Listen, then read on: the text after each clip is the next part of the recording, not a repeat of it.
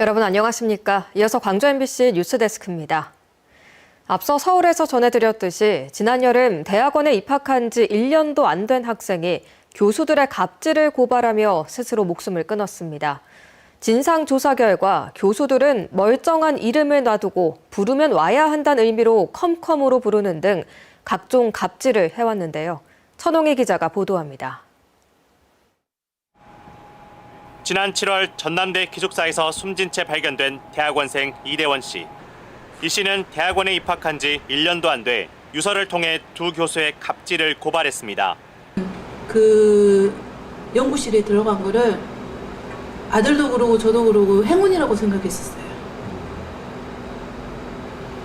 그게 지옥인지는 저는 끝까지 몰랐어요. 전남대 진상조사 결과 실제로 이 씨의 대학원 생활은 참혹했습니다. 택배를 냉장 보관해라, 중고 거래로 족구공을 사와라 등 두 교수의 사적 심부름은 86건에 달했고 신입생인 이 씨가 조금만 잘못해도 욕설이 날아들었습니다. 이 씨는 두 교수에게 죄송하다는 말만 58차례 반복했습니다. 이름도 없었습니다. 교수들은 이 씨를 부르면 오라는 뜻의 컴 또는 컴컴으로 불렀고 이 씨는 주말 밤낮 할 것 없이 즉각 답장을 해야 했습니다. 아무리 불러도 대답도 안 하고요. 아무리 울어도 우리 아들은 이제 안 와요. 근데 너무 미안해요. 저 아무것도 몰라서. 너무 몰랐어요. 너무. 갑질만이 아니었습니다. 인용하지 않은 자료를 논문의 참고 문헌에 적어야 했고 연구에 참여하지 않은 사람도 저자에 넣어야 했습니다. 모두 연구윤리에 위배되는 부당 지시였습니다. 본인이 그게 너무 양심에 가책이 느껴졌었나 봐요. 아닌 행동을 당연하듯이 해야 되니까 그게 너무 자기한테는 못할 일이었나 봐요. 진상조사를 마친 전남대는 가해 교수 2명을 직위 해제하는 등 징계 절차를 진행 중입니다. 이러한 불미스러운 일이 다시는 발생하지 않도록 여러 가지 제도적인 개선이나 또 학생들의 마음 건강 상태를 잘 살펴서 경찰은 두 교수를 강요와 사기, 직권남용 등 혐의로 입건했습니다. MBC 뉴스 천홍희입니다. 한국형 발사체 누리호의 4번째 발사가 오늘 새벽 성공적으로 이루어졌습니다. 발사 과정과 의미, 또 앞으로의 과제를 김단비 기자가 짚어봤습니다. 깜깜한 어둠 속 붉은 화염을 내뿜으며 누리호가 힘차게 하늘로 날아오릅니다. 붉은 불빛은 순식간에 대기권을 벗어나 2번의 단분리를 차례로 수행했습니다. 발사 12분 뒤에는 목표 고도 600km에 진입했고 모든 위성을 내보낸 누리호는 발사 18분 만인 새벽 1시 31분 비행을 마쳤습니다. 위성 13기 모두 목표 궤도에 안착했고 주 탑재 위성과는 첫 교신도 성공적으로 이루어졌습니다. 역대 가장 많은 위성을 싣고도 비행 시간은 우주항공청의 예상보다 3분 정도 단축됐습니다. 엔진 성능이 추정한 것보다 뛰어났다는 분석입니다. 정확하게 전개됨에 따라서 우리나라도 이제는 우주 개발에 대한 전 주기를 완벽히 성공한 첫 사례로 누리호가 4차 발사에 성공하면서 우리나라도 민간 주도의 우주 개발, 뉴스페이스 시대가 열렸습니다. 항우연이 주도하던 지난 발사와 달리 한화 에어로스페이스가 발사체 제작부터 조립까지 총괄했고 발사 운용에도 참여했습니다.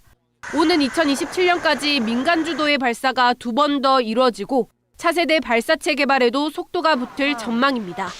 누리호 개발의 경험과 기술을 토대로 누리호보다 성능이 향상된 차세대 발사체 개발을 추진하여 국내 우주 개발 역사의 새로운 시대를 연 누리호의 4번째 비행. 우주 강국의 입지를 다진 의미 있는 성과지만 발사체 상용화를 위한 가격 경쟁력 확보와 재사용 가능한 발사체 개발은 앞으로 풀어야 할 과제로 남았습니다. MBC 뉴스 김단비입니다.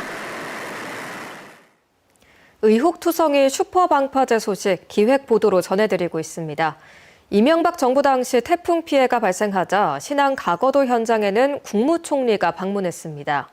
100년에 한 번 올 만한 태풍에도 견디는 강한 방파제를 만들겠다고 밝혔는데요. 그 약속은 지켜졌을까요? 박혜진 기자가 취재했습니다. 가거도 슈퍼 방파제 공사 설계를 위한 수리모형 실험이 끝난 지난 2012년 6월, 정부 산하기관이 발표한 보도자료입니다. 가거도왕 태풍 피해 복구와 관련한 수리모형 실험 결과 백년빈도 태풍에도 안전에 이상이 없다고 밝혔습니다. 어떠한 태풍에도 견딜 수 있는 탄탄한 이런 시설을 갖추어서 가거도 주민들이 편안하게 사실 수 있도록 이렇게 하는 것이 정부의 임무다, 이렇게 생각을 합니다. 추가로 드러난 연약 집안 조작 의혹을 낳은 수리모형 실험 결과 논란 속에 6년 만에 끝내겠다며 2013년 3월 공사가 시작됐습니다. 공사가 한창이던 지난 2019년 태풍 링링에 이어 2020년 태풍 바비에도 방파제가 무너졌고 일부 케이슨도 주저앉았습니다. 정부는 애초 100년도 버틸 수 있을 것처럼 발표한 것과 달리 50년 빈도 파고로 설계를 주문한 사실이 드러났습니다. 케이슨 자체에 문제 없었으니까 그렇게 나가지 않았을까 싶고. 100년 빈도 뭐 안정한 슈퍼방파제라고 이렇게 홍보를 했는데 실질적으로는 저희는 50년 빈도 한 12m 정도 설계 파고 갖고 설계를 했던 부분이에요. 공사 도중 피해가 발생하자 부랴부랴 방파제 설계를 1.4m 높였습니다. 이 과정에서 당초 슈퍼 방파제 공사를 맡았던 공사업체가 달라진 설계 파고에 추가 공사를 하게 되자 손사래를 치면서 또 다른 입찰을 통해 다른 업체가 맡게 됐습니다. 보강공사는 당사의 계약적 수행 의무가 없는 추가 공사로서 공사비에 대한 의견 차이로 공사 수행이 곤란하다고 판단했습니다. 같은 방파제에서 두 개의 업체가 슈퍼 방파제 공사와 태풍 피해 복구를 각각 진행한 겁니다. 문제는 본공사 전반을 다른 건설사가 다시 손을 댈 경우 이후 하자가 발생했을 때 책임 소재가 불분명해진다는 점입니다. 했던 거랑 했던 게 이게 구분이 정확히 할 수 있을까요? 정확히 구분이 안 되죠. 우여곡절 끝에 지난해 말 슈퍼 방파제는 완공 승인을 마쳤습니다. 사업비도 공사 기간도 모두 2배가량 늘었습니다. 슈퍼 방파제는 서류상 마무리됐지만 2019년과 2020년 태풍 피해에 따른 복구 공사는 내년 상반기에나 끝날 예정입니다. MBC 뉴스 박혜진입니다. 대학생들이 강의실에서 배운 지식과 현장에서 맞닥뜨린 현실은 다른 경우가 많습니다. 한 대학에서 직접 매장을 운영하면서 현장 적응력을 키우는 프로젝트를 열었습니다. 한신구 기자가 보도합니다. 주방에선 맛깔스러운 음식이 만들어지고 차곡차곡 쌓인 음식들은 쉴 새 없이 손님 테이블로 옮겨지고 겉보기엔 평범한 레스토랑 같지만 조리와 매장 관리, 고객 응대와 공연까지 이 레스토랑의 운영 전반은 대학생들이 손수 기획해서 꾸려가고 있습니다. 나가! 여기 앞으로 내면 돼. 토마토 하나 나가요. 토마토 하나. 호남대학교가 학생들의 실무 능력을 높이고 지역 상권의 활성화를 위해 10년째 운영하고 있는 리얼월드 프로젝트. 호텔 컨벤션학과와 외식조리 베이커리학과, 미디어 영상공연학과 등 4개 학과가 참여했는데 단순한 전공 실습이나 인턴십이 아닌 실제 현장에서 직접 체험하면서 예상치 못한 상황에서의 문제를 해결하는 등 현장 적응력을 키우기 위한 것입니다. 강의실에서 눈으로만 보고 이야기로만 듣는 것보다 현장에서 나와서 직접 이렇게 많이 해보니까 배우는 것도 많고 부족한 점을 하면서 느껴지니까 또 앞으로는 또 어떻게 해야 될 방안들이 또 새로하게 떠오르는 게 운영에 앞서 외부 전문가의 멘토링은 물론 기획회의와 기술훈련 등의 과정을 거쳤고 지역 상권 분석과 고객 요구에 맞춘 전략 등 경영 부분을 접목해서 실질적인 문제 해결 능력도 키웠습니다.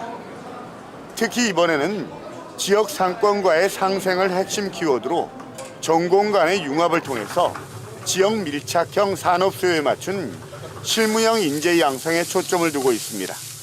어떻게 하면 정말 내가 잘 창업을 할 수 있겠다. 그리고 여기서 더 잘 돼서 전국의 가장 큰 프랜차이즈 사장님들이 됐으면 좋겠습니다. 직접 매장을 운영해 보면서 부족한 점도 느끼고 현장 적응력을 키우는 이 프로젝트가 학생들에겐 강의실에서 배울 수 없는 소중한 산교육의 장이 되고 있습니다. MBC 뉴스 한신구입니다. 그림으로 사회 모습을 풍자해온 방정아 작가 개인전이 광주 시립미술관에서 개막했습니다. 방 작가는 한국 서양 화단의 선구자 오지호 화백과 예술세계가 닮아서 지난해 오지호 미술상을 수상하기도 했습니다. 박소인 기자입니다. 피로가 가득한 얼굴로 하얀 입김을 내뿜는 여성들. 야근을 마치고 아침 버스를 기다리는 구로공단의 여성들이 대학을 갓 졸업한 젊은 작가의 눈에 들어왔습니다. 시퍼렇게 멍이 든 몸을 누가 볼까봐 문 닫을 무렵에야 목욕탕에 온 여성. 그 옆에서 무심하게 욕조를 청소하는 직원의 모습은 가정폭력과 타인의 고통에 무감각한 사회의 단면입니다. 어느 집회장을 향해 가는 듯 배낭에 태극기와 성조기를 꽂은 여성의 그림 제목은 헐. 친절하게 덧붙인 영어 제목은 오마이 갓입니다. 방정아 작가의 그림은 젠더와 폭력, 환경 등 동시대의 모순들을 거대 담론이 아닌 일상의 언어로 해학적이고 진솔하게 담고 있습니다. 그 작은 지점이지만 뒤에 좀 큰 이야기가 좀 숨어 있을 가능성이 있어요. 그런 거를 제가 좀 교묘하게 이렇게 표현하는 게 제 즐거움이고 또 그거에 들켰을 때 관객들이 그걸 또 알아내고 아 이거죠 하고 이렇게 말했을 때 그 희열이 있는 것 같습니다. 예술과 공동체의 삶 사이에서 고민해온 방정아 작가는 우리나라 서양 화단의 선구자인 오지호 화백의 예술 세계와 닮았습니다. 분단과 전쟁의 소용돌이 속에서 백아산의 남부군과 교우했던 오지호 화백의 발자취를 작품으로 남기기도 했습니다. 지난해 오지호 미술상을 수상한 방정아 작가는 사회와 여성, 생태와 일상이라는 4개의 주제를 중심으로 40여 점의 대표 작품을 광주 시립미술관에서 선보입니다. 이번 전시는 그 수상 취지를 받들어서 방정아 작가님이 추구하시는 예술 세계와 오지호 미술상이 지향하는 정신과 맞닿아 있는 부분을 조명하게 되었습니다. 한편 올해 오지호 미술상 본상은 시적 감수성을 그림에 담아온 한희원 작가가, 특별상은 박성환 작가가 수상했습니다. 본상 수상자인 한희원 작가의 개인전은 내년에 만나볼 수 있습니다. MBC 뉴스 박수인입니다. 광주 도시철도 2호선 2단계 구간 중 수안 지하차도 구간 공사가 차질을 빚으면서 2030년 완공이 불투명해졌습니다. 광주 도시철도 건설본부에 따르면 수안 지하차도와 주변 고층 건물 사이에 열수송강과 송전선로 등 많은 지작물이 산재해 있어 저심도 공법으로는 공사가 불가능한 상황입니다. 이에 따라 도시철도 건설본부는 노선 변경이나 설계 변경 등 대안을 마련해 정부와 협의한다는 계획입니다. 하지만 설계 변경 절차와 사업비 증가에 따른 예산 협의 등으로 해당 구간의 착공이 지연되면 2단계 사업 완공 일정에도 영향을 미칠 것으로 보입니다. 민생회복 소비쿠폰 사용 기한이 오는 30일에 종료됨에 따라 지역 시군이 기한 내 전액 사용을 당부했습니다.